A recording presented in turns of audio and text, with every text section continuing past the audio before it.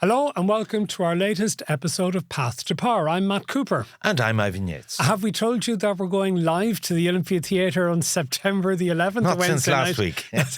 And we're going to the Cork Opera House on Friday, September 13th. Tickets for that are available at corkoperahouse.ie. And if you want to go and see us at the Olympia, then it is ticketmaster.ie where the tickets are available. Now, this is another one of these episodes where we've recorded slightly in advance because Ivan is off at a family wedding down in West Cork where he'll be picking up loads of information that we'll be able to use when we go to Cork City on the 13th of September and for use on this podcast as well. So, last week and hopefully nothing has changed since, we decided that the election would be in the first few weeks of November, any date up to, but probably the 15th of November, which means that the Dáil will have to be dissolved 3 or 4 weeks in advance of that date. That's what Round the about the Constitution... 12th of October, I'm thinking. Okay. Which then, the budget is set for the 1st or 2nd of October? Tuesday, the 1st of October. And that has to be gotten through. And we'll talk about budget issues in a second. But then, what are the odds that the gambling bill, which Junior Minister James Browne has been working on for the last 4 years now, will fall because of lack of time? He gave an interview recently in which he suggested he would have it back and passed in the Dáil by the 12th of October, which would just come in ahead of the dissolution of the Dáil. But do these things ever run to time? And is the government really committed to the changes in the gambling bill, giving the lobbying by a lot of your old mates to try and have it diluted? Well, the precise passage of it is that actually this is done and dusted. It's gone through all stages in the Dáil. He has introduced a few report stage, which is the final stage amendments in the Seanad, which would need to bring it back to the Dáil for further consideration. It seems the only thing that James Browne, Minister of State from Wexford, is going to make a concession on is not the advertising ban from 5 a.m. till 9 p.m, which was take a race meeting, a greyhound meeting, whatever it is, TG Cahir, RTE, Virgin Media, no ads of a betting nature, no sponsorship of a betting nature. He's not going to relent on that. He's not going to relent on free bets. He's not going to relent on stake limits for slot machines, all of which he could have outsourced to the regulator who will have to implement this and so on. All the regulations in relation to streaming, VIP treatment, credit cards and so on. He has been resolute except for one thing, which is localised draws. Now, I don't know how the cash machine for Bauer is going to be affected with this. It might well be affected, but and the National Lottery is exempt. But where he's going to make an amendment is what I call the Matty McGrath, Clonmel GAA Club want to be able to run their draw. They want to be able to market it and so on. So basically, I just want to say I am shocked because he's getting it through. Yeah. I'm absolutely every party leader. This is as a former bookie, you're saying this, yeah, insofar as that Leo showed no there was over 60 specific FOI lobbying.ie representations made, not only from your Paddy Power Flutter, Boyle Sports, but also the entire racing industry, HRI, Coolmore, who were pretty omnipotent in yesteryear, through McCreevy and different Joe Walsh and so on. What they want, that John Magner wants, usually John Magner gets. None of that has applied here. And can I say this, that I think it will be, whether it's animal welfare or gambling regulation, the passion of my life has been horses and horse racing. I can actually see not only an existential threat from gambling regulation and welfare changes and an urbanised society, but I actually think all of that thing that we took for granted, and I'm for me it's for worse, for you maybe for the better, for society and so on. I see this as going to be a landmark, historic point. The way they talk about the smoking ban in public places, 30 years later, I think this will be an iconic turning point against the racing industry and its long-term decline. Okay, just a few things. Gambling at the moment is more than just horse racing. In fact, young people are more likely to gamble on football. Yeah. The amount of corners in a game or who's the first to kick a ball out than they are on horse racing. I think I've never had a particular interest in horse racing.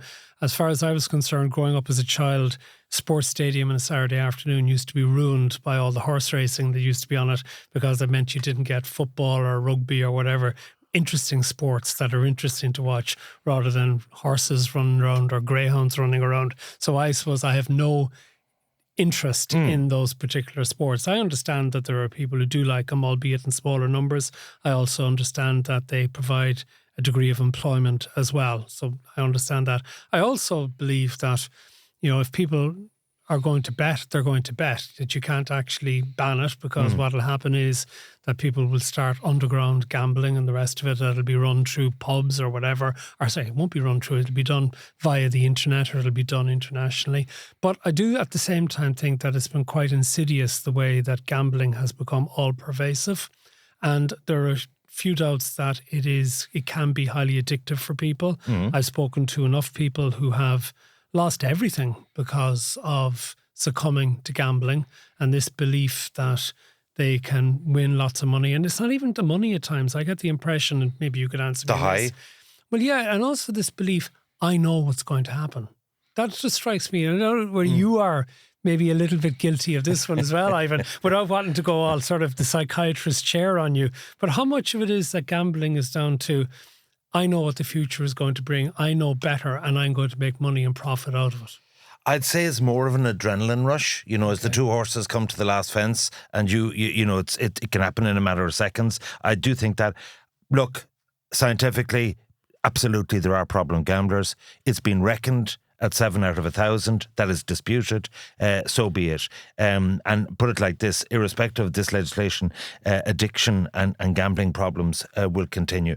But my real central point is actually the knock-on effect, because gambling is effectively funds the 80 million that goes to horse racing and so on. I just see it all in decline. I see, the small trainers and rural trainers really struggling. Davy Russell was out recently saying about how prize money isn't enough to make it economic. He had 15 mares. He's retired as a jockey. He's now gone to 8. Everyone is contracting. The sales are down about 25% of yearlings in terms of the price year on year.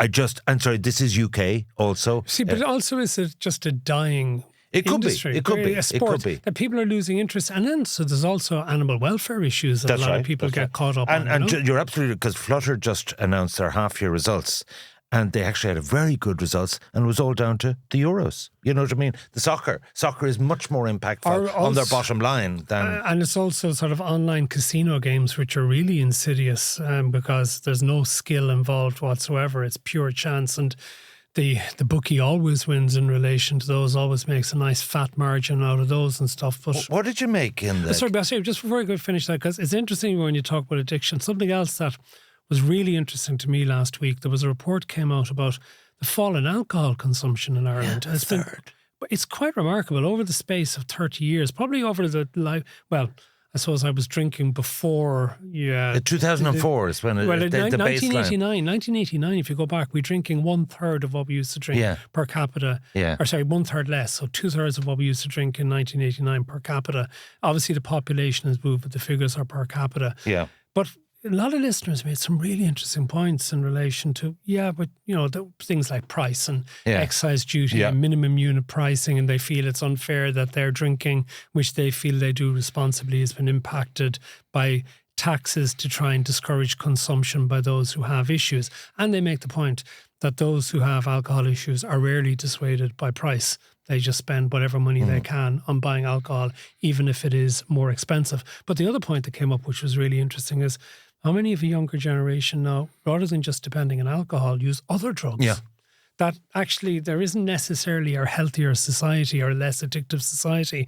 It is that they have moved on to other things because of the availability of cannabis synthetic byproducts, which aren't covered by legislation, cocaine, which they use in combination with alcohol, that it isn't necessarily down to healthier living by everybody.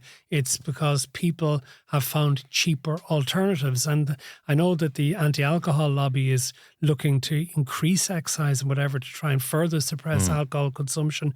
But could it be careful what you wish for?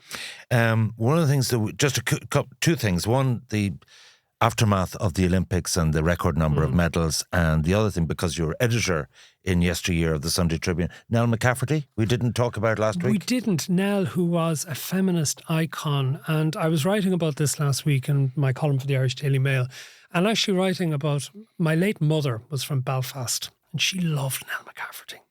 And even though my late mother would have been a decade and a half older than Nell, and probably would have been more of a conservative Catholic than Nell, sort of more radical, but very much coming from that Catholic nationalist background in the north. My mother used She was from Derry, was she? Nell was from Derry. Yeah. My mother was from Belfast. But my mother, I suppose, at times felt a bit surprised. She moved down to Cork to marry my father in 1965. And I think she always felt a little bit isolated. She felt that there was a partitionist mentality in Ireland, and that she was treated a little bit like an outsider at times. So she used to love Nell McCafferty, the Goodnight Sisters slot in the women's programme on RT television in the 80s. Nell used to do this little essay that would run out at the end of the programme, delivered straight to camera, and it was punchy and it was pugnacious, but she always delivered it with a sort of a wry, knowing grin and a little wink at the end, Goodnight Sisters. And I remember my mother loved it. And I remember I bought 2 books from my mother in that decade. And there was, one of them would have been, Goodnight Sisters, it was called. It was a collection of sort of the essays based on what was on television. And then there was also the Best of Nell collection, some of her writings. And I genuinely say that it was amongst the writing that really persuaded me during my time in college that I wanted to be a journalist. So she you were her boss? Well, I ended up a decade later as being her boss. So, which... Did you fire her? No, I did not. No, I did not. One of the few. Far from it. No, far from it. In fact, I remember going into, I took over as editor of the Sunday Tribune in September 1996. I just turned 30. So I was working in journalism less than a decade and was probably too young to be given the responsibility for what was a big selling Sunday newspaper at the time. And so, you have to sort of persuade the staff that you know what you're doing to an extent. Blag it. I call that blagging. Yeah, okay. And would have been well Bluffing aware. And blagging, yeah. Would have been well aware that Nell would have looked at me with a large degree of scepticism, being, more than 20 years older than me. Wet behind the ears. Having seen an awful lot more of life than absolutely. I had. And I fully understood that. So I suppose I remember. Did you genuflect to her? What I did was, as I told her, which was true, I said, "Geez, my mother is delighted not only that I have this job, but that I'll be working with you because my mother has loved." But did you ever edit anything out? Would you wait? Like you're an awful man for not letting me tell the story. So basically, I did the thing about saying, I'm delighted that you're working. I've always loved your work, and I've read your work, and blah blah, and very valuable part. And she was, from my entire 6.5 years, or 6 and a bit years as editor of the Tribune, she was. We would have regularly promoted her work on our radio adverts. She was, and even in the Sunday Tribune WhatsApp group, there's been a lot of comments on this, even sort of female news editors have said she was damn hard at times to work. Yeah. Which, she had. That was why, I think it was even in the Irish Times obituary there, they said that she left the Irish Times at the end of the 70s to go write a novel. It didn't work out when she wrote fiction, and she was stunned when the Irish Times didn't take her back. And they didn't take her back for a reason. And then she worked through in Dublin in the 1980s, and I remember reading lots of her great stuff there. And she did tremendous work in the 80s, particularly in relation to the Kerry Babies case, where she was outstanding. If you read back on some of the stuff, and I even read a piece there last week that was in the Irish Press in 1993 about the Magdalen laundries that she wrote, it was wonderful. Searing. Absolutely. And insightful and written so well. And there would have been large patches of that in the Tribune at times. And she was interested in the most unusual things as well. She loved the British royal family. Can you believe this? Nationalist from the bog side. Absolutely adored the British royal family. So I was in politics. Like she was an iconic feminist, an iconic nationalist, and she did make. Like in those days, it was neither popular nor fashionable to be those things, and she really kicked against the system, and she was a firebrand. But And I sometimes say this because, when people do the obituaries and they write things in the article, do they always tell the full picture? Do they add warts and all? She had a partner, Nuala O'Fuelon, and was it a particular fractious breakup that they had? And did she have breakups with a lot of people? Yeah, she would. Did she fall out with people? She fell out with people. Yeah, she had a tendency because she could be abrasive and she liked to drink. I think it would be fair to say as well. So, and I saw one of the obituaries as well. The Irish Times obituary said, that she left the Sunday Tribune in 2003, and at the end of the time there was her most unhappy period. She actually left in 2006. She continued on for about 3.5 years after I left the paper. And, I would have said that I would have had a good relationship with her. And in fact, she would have made a major contribution to our coverage on The Last Word on abortion referendum in 2018. Now, there had been a major incident where she had made comments about a politician who we won't name for legal reasons. When she'd been on a news talk program in 2010, she made comments about a politician which were outrageously wrong. Yeah. And it could cost the station about 400,000 in damages and in legal fees. So there would then, everybody, I think, treated Nell with an enormous degree of care. But we recorded an interview with her prior to broadcast, and then we put it out to broadcast. She was at 74 at the time, and her health was starting to fail. She was having problems with her eyesight. But I remember she came into the Last Word studio, and we had a good chat with her beforehand. Dermot Doyle, my senior producer on The Last Word, worked with me in the Tribune and worked with Nell.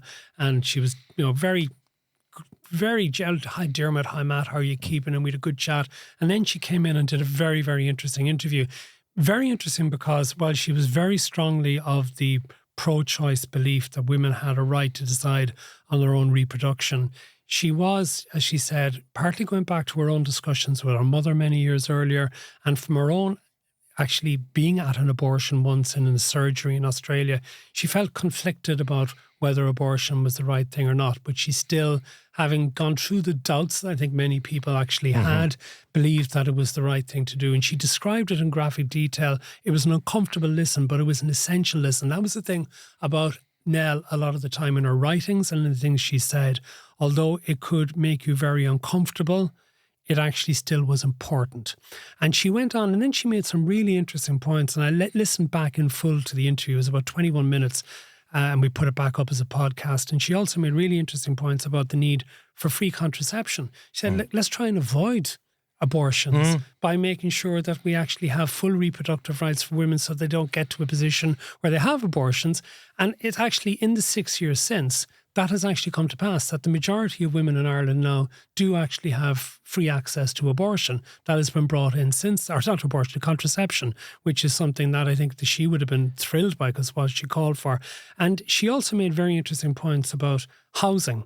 And she was onto this back in 2018 about how it had been possible in previous generations to build enormous amounts of houses to make sure that people, and she was making the point about couples, and this has been 2018, both of whom were having to work and who were having to send children to very expensive childcare and who couldn't afford the housing. So she was still very much, even in that time, on the ball as to the way things were going to move in the years to come. But yeah, she was spiky, she was argumentative, she was funny. Most people are complex.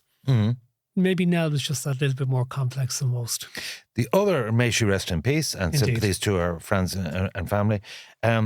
The only story in Ireland for 3 weeks was the Paris Olympics, and Ireland had a success story. But it does. Well, did you win any bets? Had you placed any bets on how many medals Ireland would win? No. I told people Grant Holloway was a cert. I really, really thought he was a good thing. I thought Noah Lyles would win the 200 metres, and he didn't. He had COVID, and I actually had a few of those athletics ones. But basically, I had no bet. But the point I wanted to make is this. And we had this before with Shane Ross, and in the homecoming and all that kind of national celebration, which is rightly so, Kelly Harrington and the rowers and so on. Oh, we must now really invest billions in sport. No, I say, insofar as that, yes, GAA, soccer and rugby facilities at local level need support, but a lot of these sports only appear, the rock climbing, you fire a pistol and you run around again, you play a bit of beach ball, volleyball, whatever it is on the sand. Like, the fact of the matter is that for us, and I see in Cork they're looking for a 50-metre pool, apparently it was bought and was never assembled. Like, my point is this. Please, would we stop this national urge that the taxpayer has to spend hundreds of millions of euros every time? If we want Rashida Adeleke to be a gold medalist, she's going to go off to America, be coached with the best, by the best, and definitely put money into that, based around individuals and elite things. But we don't need to build lots of sporting white elephants around the country in the name of it. And like, let's be clear. Do you even remember what you said 15 minutes ago? Yeah. Daniel Whiffen, he's in Loughborough. He's doing training. What I'm saying is, if you want medals, throwing hundreds of millions at it is a waste of time. Do you even remember what you said 15 minutes ago? Are you that much of a goldfish? No, what did I say? 15 minutes ago, you were trying to legitimise 80 million a year for the horse racing and greyhound racing. No. What I was saying is that's an industry employing 29,000 people. That is not a sport. That is an industry. Oh, it's not a sport. So when you go to horse racing and you watch your two horses racing each other and you're getting your adrenaline rush on the gambling. Hold on. Let me respond to you on the investment in sport. First of all, the Olympic result comes because of a number of things. It becomes because of 2004, after the disaster in Athens, there was a concerted effort to put more money into Irish sport, into facilities for what you regard as minority sports, but are actually very, very important. And I'm just going to take swimming as an example, as something that I know a little bit about, on the basis that some of my children were swimmers and one was a good swimmer and would know some of those who actually have won medals because would have been competing, back in teenage years and pre-teen even. I think the idea, for example, of a 50-metre pool in Cork is actually an essential one. The reason that we now have swimming successful, yes, Daniel Whiffen is in Loughborough, yes, Mona McSharry has gone to the United States, but the work is done from a very early age. It goes back to pre-teen, it goes into the teenage years, and you need to have the 50-metre pools. And we have 50-metre pools at present in Dublin. We have the National Aquatic Centre, which is absolutely fantastic. And I've actually spent so much time there watching my own children in races and galas and whatever. And the facilities are wonderful. And you also have a 50-metre pool down in Limerick, in the University of Limerick, which is terrific. And you have one up north and the rest of it. And I've swum in many of these as well, because I did a campaign with Swim Ireland about a decade ago in relation to trying to encourage more people back into swimming at an older age. Swimming is a phenomenally good sport. It's a phenomenally good sport for teaching discipline to children, to get them to actually understand about having to undergo the torture, as it can be, of 2-hour sessions up and down the pool, but it teaches fantastic discipline, better than I think nearly any other sport that I've actually ever come across. If you had a 50 my point is, good luck to the swimmers. The point is, you haven't let me finish the point. The state has to spend money on education, on vital healthcare services. This is part of education. The state has failed abysmally when it comes to the provision of sporting facilities in schools. We don't have enough of an emphasis on PE in primary and secondary school.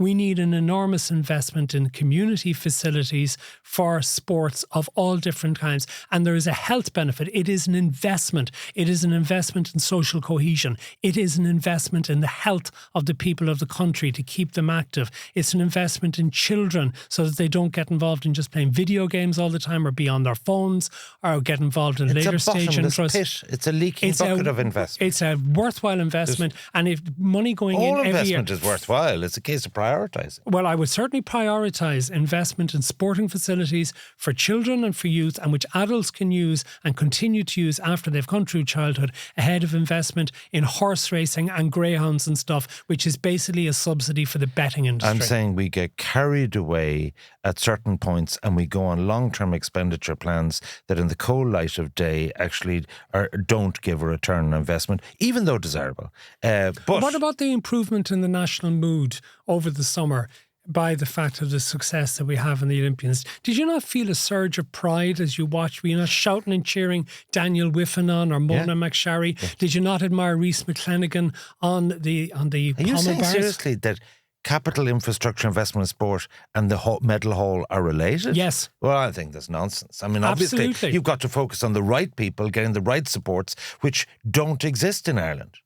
If they don't exist, you put them in place. No, you actually pay for Daniel Wiffen to go to Loughborough. You pay for Adeleke to go to the States. That's what you do. If you want medals. You're actually missing the point. The point is that they won't actually reach those levels if they haven't had the opportunity at a younger age in Ireland. You have to do that. No, I'm not arguing, for example. I mean, I think, for example, the Sports Minister, Thomas Byrne, has been right to send the FAI away with a flea in its ear looking for 500 to 600 million in capital investment, given the way the FAI has been. And hopefully by the time this podcast comes out, because as I said earlier, we're recording this a week in advance, hopefully the FAI will have its new chief executive, and it will be fascinating if Sarah Keane gets the job, as has been speculated. Sarah Keane, I know from going back from her time in Swim Ireland, the chief executive, she did a phenomenal job in re-energising Swim Ireland after the scandals of the child abuse and actually saving the sport of swimming in this country. She did a phenomenal job in taking over from Pat Hickey. Remember him when the Olympic Council of Ireland had to be disbanded and changed to the Olympic Federation of Ireland. If there is one person who I think is a strong enough personality to take on the toxic politics of the FAI, it could be Sarah Keane. So hopefully by the time this podcast goes to where we'll be having talked, there's another strong woman will be in a position to bring about change. Listen, we need to take a break. We need to take a break and come back. We'll come back to the real world after the break. Welcome back to the real world of the Path to Power with me, Matt Cooper. And me, Ivan Yates, who wants to raise a very serious issue. And that is, it has come to my attention that, we talk about 50,000 houses. We're not going to be able to build the 35,000 houses if what's currently happening in relation to the budget of Irish Water. The CIF, and specifically the 4,000 people working in building sewage plants, building water systems, which are absolutely vital to any new house, are grinding to a halt. What's actually happened here, I'll give you an example. A cubic metre of concrete will cost you, in 2020, €65. Today, both in Ireland and the UK, that is now €120. The budget for Irish Water was put in place over a 5-year period. And we'll just say the budget is 1.4 billion a year.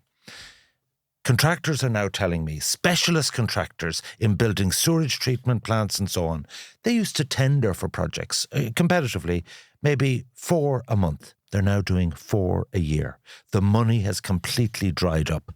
And unless there is an urgent and instantaneous response to this money question of bringing it up to 2 billion, simply to get the same throughput.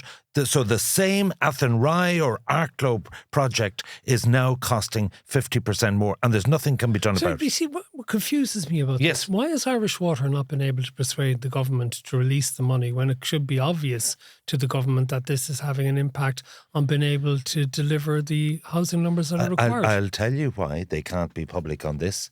It is the age-old thing. It's state-owned. It's a state utility. You do not go and appear on the last word to bitch about this because you're biting the hand that feeds you. Your boss will say, we're not impressed by this. No, I didn't say they should be going public on it. And I said, why have they not been able to persuade the government of this? Well, put it like this. I actually don't think the level of joined-up thinking is there, but a lot of the programmes that were set out in 2019 in this 5-year plan are actually not going to be delivered. We're still going to have raw sewage going into waterways. We're going to have the capacity of some of the plants. We've spoken repeatedly about Dublin. But basically, this is like all the stuff about infrastructure departments and delivery of this and so on. The joke I like is, new era, which was this nothing added like Bulmer's, only time. Okay, well, there's a few things arising from what you said there. Which are interesting because Martin Shanahan, the former boss at the IDA, who's now in the private sector, wrote a very interesting piece in the Irish Times recently about our failings when it comes to infrastructure. And this could be the biggest threat to the future economic prosperity of the state and our dependence on the tax revenues from the foreign multinationals, because he raised things like water infrastructure, but also things like electricity supply, housing, transport, right? Transport. I mean, when you think about it, whatever about the environmental concerns, and the environmental concerns are not the reason, but to put a cap on our throughput at Dublin Airport when it's so essential to tourism industry, all the rest of it, you have to I think that's going to be a major point of discussion between now and election time. But all of the other areas of things. And then you hear Fine Gael and Simon Harris is very much pushing this, and Pascal Donoghue's been giving him a degree of support on it in relation to the having a minister for infrastructure. And the more I've been reading about this, I wonder, really? Is that really going to actually work? Because you have responsibility at the moment. For example, the Department of Education has responsibility for building schools. You have the Department of Transport having responsibility for building roads, or for the metro, which will be coming, and for extensions to the Lewis and all the rest of it.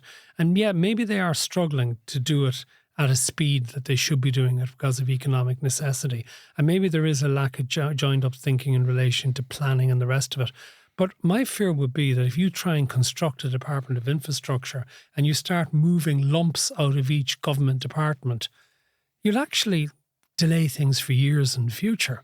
And it won't necessarily get things done any faster once the administrative changes are made. And I think that can be argued. I mean, Deeper have a lot of sort of roadblocks in terms of getting consent as opposed to getting planning, getting financial approval for big projects. So is the Department of Public Expenditure and Reform not essentially effectively in control of the budget? It is a gatekeeper. So is it not the Department of Infrastructure? It is. And Pascal put in his title, he's responsible for the National Development Plan. But the point I'm making, just to put this in sharp focus, right now, there are contractors who build sewage treatment plants, who build the piping for water. And they've sent me lists and lists of projects that have been approved but haven't gone to tender simply because of the money situation. And one guy rang me from Galway and he said, I employ 120 people. We're 40 years in business and I'm no different to any other contractor. I'm going to let 120 people go in January simply because the pipeline is coming to a standstill, which will mean that planning permissions will be refused and housing will come to a standstill. When you talk about jobs being lost as well, if we just move it on a little bit, the hospitality sector, I mean, it's quite clear there are a lot of restaurants and cafes which are shutting down. Yeah.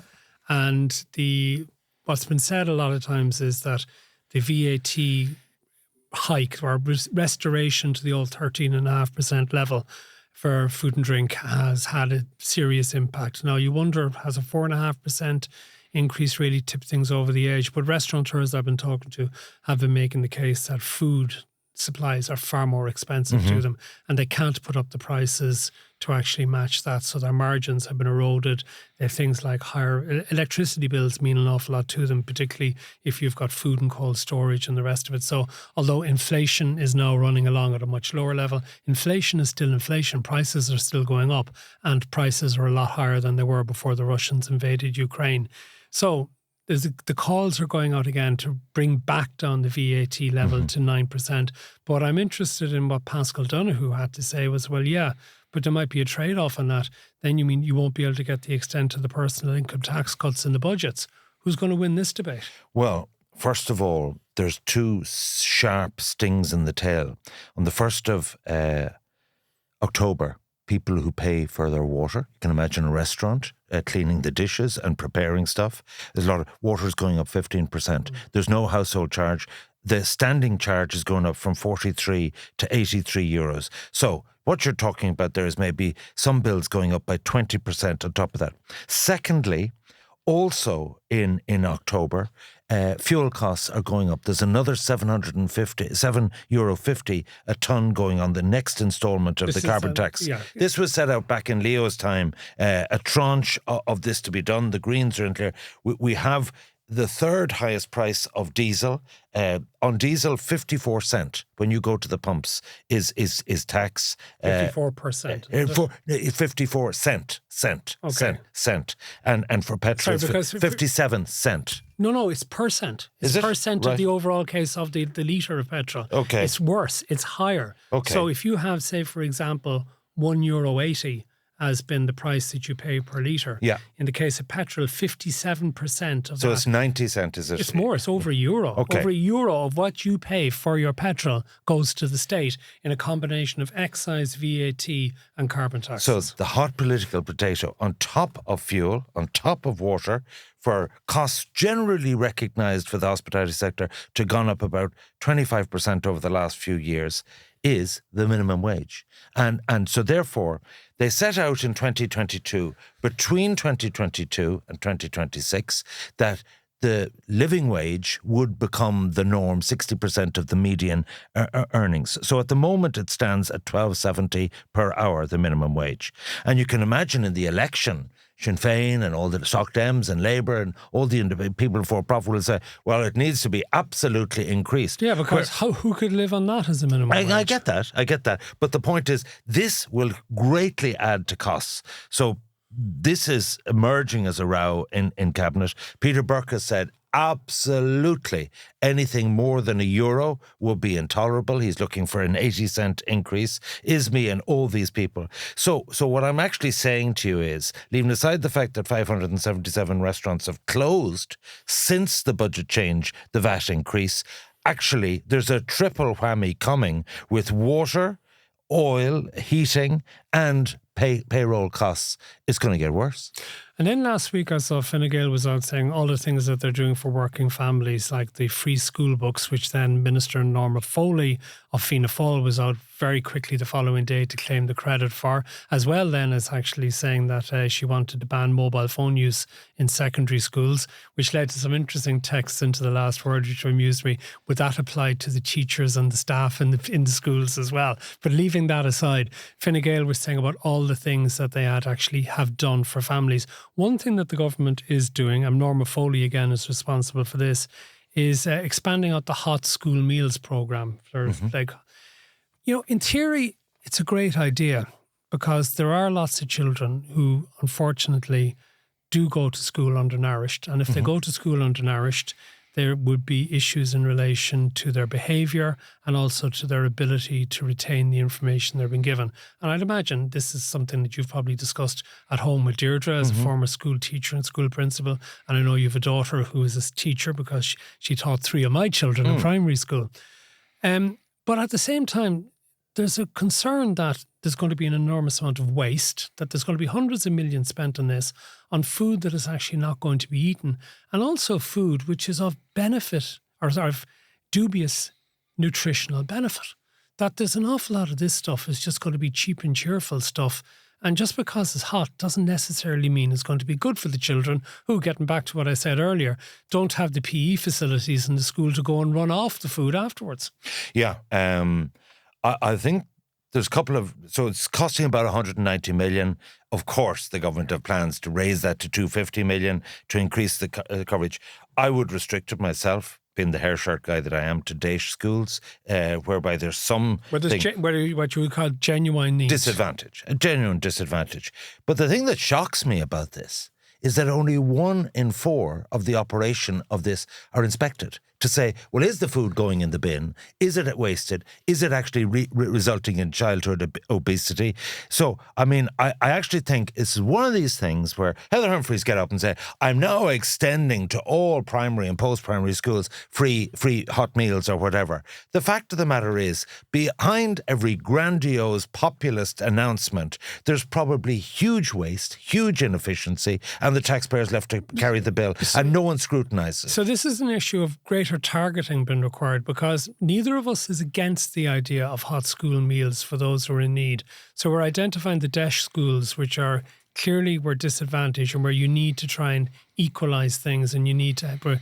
But could it be that it's much better to put money in the hands of parents directly and trust them to provide the hot school food? Or vouchers for a supermarket, maybe. You know, I often see people on the street who are begging, right? And what people do is they go into Super Value or Centra or whatever it might be and bring out a coffee or bring out a sandwich to them. I actually think that's a good thing, you know what I mean? Because at least you know then what you're getting for it. So I actually think, and I've listened to studies in the UK about this, whereby they actually said the best help you can give the poorest people is to actually give them direct aid.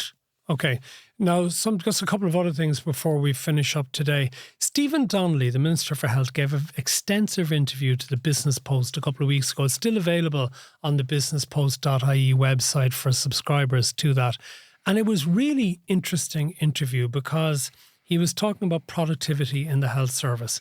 And he was praising certain elements of the health service for productivity, particularly GPs, who he said are very productive in their throughput. But he was very critical of our hospitals. Now, he was praising changes which have taken place in emergency departments, where he is saying there has been greater throughput over the last 6 months. You've let fewer people waiting on trolleys for admission to hospital. But he was making the point that we've had this incredible increase in investment in health services over the last decade, where it's been more or less doubled.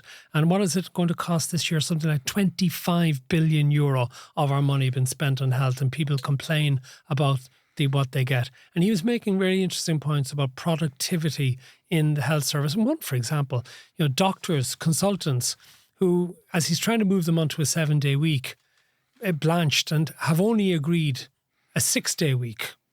But as he's making the point, many nurses are already working on a 24/7 basis. But we need to have our public hospitals working not on a 9 to 5, Monday to Friday basis. We seem to be improving it a bit, but how much better can it get? How much better can productivity become so that we get value for this 25 billion euro annual spend? Yeah, and fair play to Daniel Murray. He wrote up that interview very well in the Business Post. And Stephen Donnelly's there for 4 years. The problem with ministers is there's great complexity to the health service in all its different things, and it's full of vested interests. I thought this was a remarkably good interview, and I rarely say that about ministers. What he did was he measured the extra money over a decade, which has doubled essentially, and he tracked the number of extra staff recruited between 2016 and 2022, and so basically expenditure increased 3 times over that period in relation to certain areas. And he looked at the output, the number of operations done, the number of people treated. Now, I fully accept that if you take mental health services, if you take geriatric services, it's not heal and get the hell out of the hospital. Yeah. So we're only talking about the measurables of orthopedics, of operations and so on. And the fact of the matter is, and I hope this endorses maybe what I thought Robert Watt when he moved over to Secretary General here, which would bring because make it absolutely clear, the increase in health spending is unsustainable. We just cannot keep notwithstanding the fact that our number of pensioners are going to increase by 1 million or between now and 35 or 50. So basically, he said, pharmacists, doctors and the National Treatment Purchase Fund, you get a direct correlation. And they get paid per patient. Exactly. So the more patients they treat, the more money you get. And so therefore you link the money and the output. And he said in some cases with hospitals, despite extra resources and the way budgets are managed, it's actually gone down. Too many layers of middle management and too little productivity. Now, one of the things that he's absolutely said is this, and I'm trying to think of other comparisons. Take An Garda Síochána. You can't say, well, there'd be no crime on Sunday. You know what I mean? The idea that you can run it on any other than an 8 to 8, 7-day week system is just nonsensical. A CAT scan machine, an X-ray department doesn't know the difference between a Sunday and a Monday. And the fact of the matter is, if you want to have asset utilisation, if you want to have productivity, these rosters have to be changed. And I'm thinking to myself, well, if the Minister for Health doesn't make this point, there's no unions going to make this point. There's no HSE management going to make this point. So I actually think that when a minister makes these points, which are not populist, we should actually support him. Okay, just to finish up, you have more constituency gossip you want to bring to us as the candidate selections are being made in advance of the general election. Well, one of the interesting things is, one of the clear focuses when it comes to Fine Gael is that 17 TDs, up to 15 announced, 2 to go, are not standing out of 35 elected in the 2020 general election. And people are saying, the succession problem and all this kind of thing. But actually what's happening at these conventions is they're actually getting rid of some of what they call the dead wood. Now, there's someone working on it. Be careful here now. We don't want to be libeling anyone. No, I'm going to name and shame. Oh, Jesus. So what I mean by dead wood is not, I'm not doing this. So I'm talking about people who are long-established senators, who have been around. Who've done their bit, who've conducted their service on behalf of party and state. Absolutely, and who've been nobbled at recent selection conventions. Pat Deering in Carlow. Yes. didn't get selected. Okay. Garrett Ahern, Tipperary South, didn't get selected. Jerry Buttermore in Cork South Central didn't get selected. So actually... But might any of those get added back on, or will they be unable to add them back on because they're not women with the 40% quota in mind? Where Harrison, Olwen Enright are coming from here is... Not only are we dealing with the problem of all these retirements, we've decided to make a virtue out of it and say, this is new Fine Gael, this is new people, so therefore it's a complete new Daz, and it's more scintillating and it's more shiny than before, and it cleans it even better. So they're actually using... And no offence to those who have been moved aside on that basis. Yeah, the other thing that I found, and we discussed last week about Sinn Féin, I was speaking to a Sinn Féin councillor, actually about something else, and it was suggested to me that he should go for the general election because there's actually very few options. And I said to him, would you not consider going? You know what I mean? Because someone will have to stand for the party. This is in a particular constituency that's been redrawn, and there definitely should be, say it's a 3-seater. Even if Fianna Fáil get one and Fianna Fáil and Fine Gael get another, there'll still be another left-wing seat. And he said to me that there's absolutely no support from headquarters for a candidate who wants to... In other words, I said, I suppose the cost of a general election is 30,000.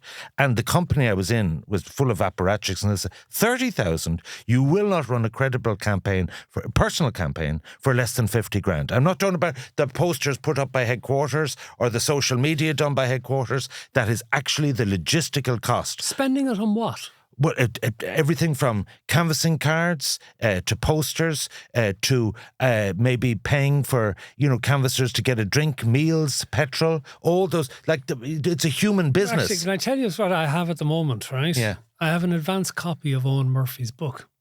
Right. Owen Murphy, the former housing minister. Yes. When will it be published? In about October, November. But What's he doing with himself these days? He's in Georgia. He's Georgia, as in beside Russia. Yeah, but what's he doing with himself? Overseeing elections and stuff and bad things. So I'm limited in what I can say. He's got a sinecure, has he? I'm limited in what I can say because obviously... Okay, it's confidential. It's confidential. But, so I was given the book... That never held you back before, in fairness. I always stick to I never betray my confidence. No, I always leak it and blame someone else. Carry on. Anyway, so I am reading an advance copy of the book at present.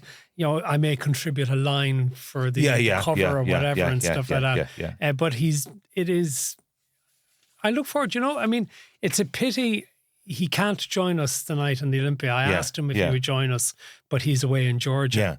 Yeah. And I think probably it's... I asked Leo, he was waiting for his book to be written before he could launch it.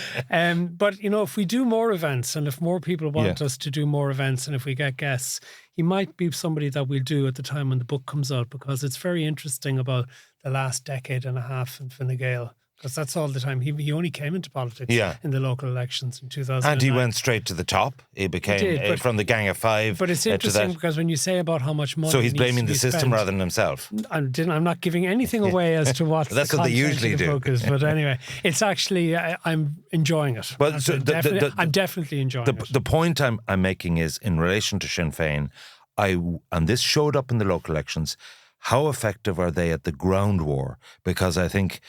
the strongest operators in the ground war, because a lot of retirees for Fine Gael have actually been lying on the shovel. They've not been doing the extra clinics and funerals. That Fianna Fáil are strongest in the ground war stakes of people having done the work and the favours on the ground. We'll leave it there. That's all we can do for this week. And I'll just give the requisite plugs. Recommend us to a friend, please. They can listen on Apple, Spotify, YouTube, wherever you get your podcasts. And tickets are still available for our events in the Olympia on September the 11th in Dublin. That's a Wednesday night. And then in Cork, in the Cork Opera House on Friday the 13th. I was just thinking apropos that, because the 11th and the 13th of September, it's a time of year. What's ahead? The winter. What's ahead? Back to school. No All-Ireland finals in September. Exactly. So my point is this. We are an oasis of escapism if you want to give yourself a treat. But you won't be doing Mrs. Doubtfire. Thank you very much. Until the next time.